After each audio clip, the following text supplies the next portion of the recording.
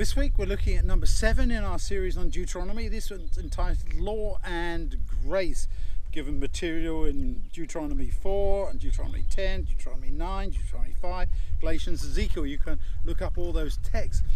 But it's interesting, isn't it, how we always put law on one side and grace on the other, and have these two elements, if you like, in opposition. There's the law, and that's against grace, and grace is against the law.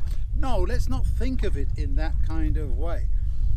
Grace is sometimes defined as unmerited favor and so on.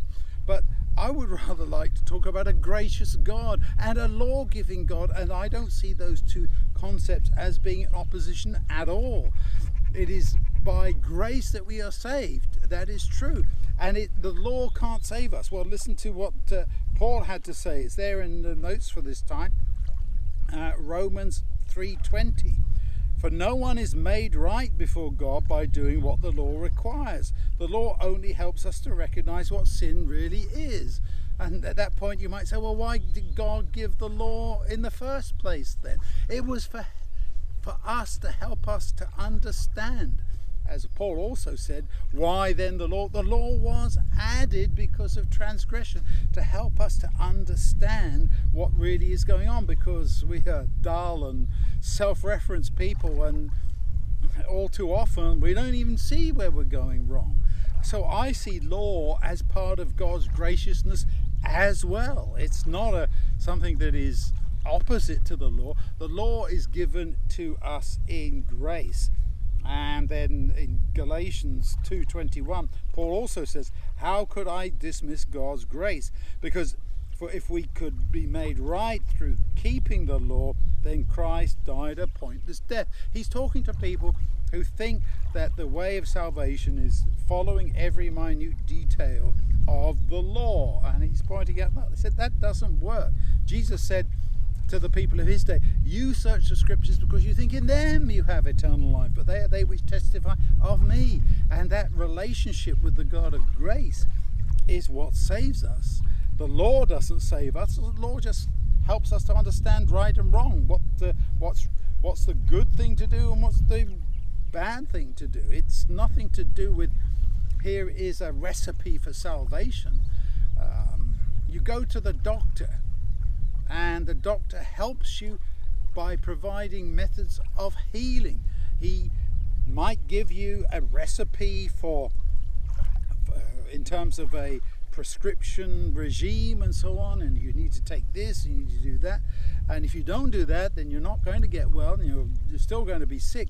But it's a methodology by which you are cured and you're healed, and God's gracious healing is what we need to be concentrating on. And the law is part of his prescription, if you like. It's his way of saying, this is what is good for you and this is what's bad. It's the same way as we deal with our children. We try and prevent them from hurting themselves.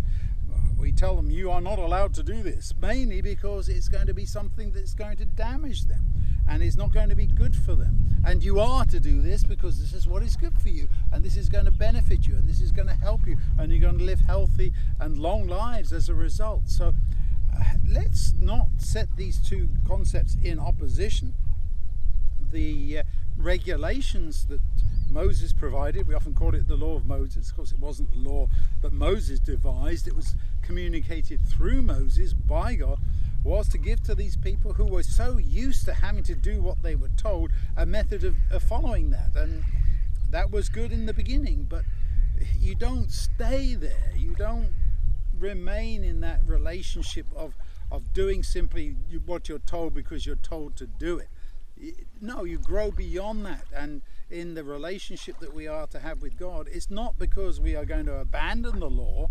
The law still operates, the law's still there, gravity still works, natural law is always still there, but it is a way of helping us to understand the reality around us and what happened, and so that we can come into a great and personal relationship with a God who truly loves us. Because as we've studied before, when Jesus was told to sum up the law, it was love God and love your fellow human being. And we must first of all love, because that is what is really important.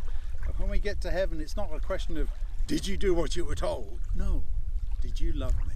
So let's think about that this week as we study law and grace, and let's concentrate on them both as ways in which the Lord helps us towards his healing salvation.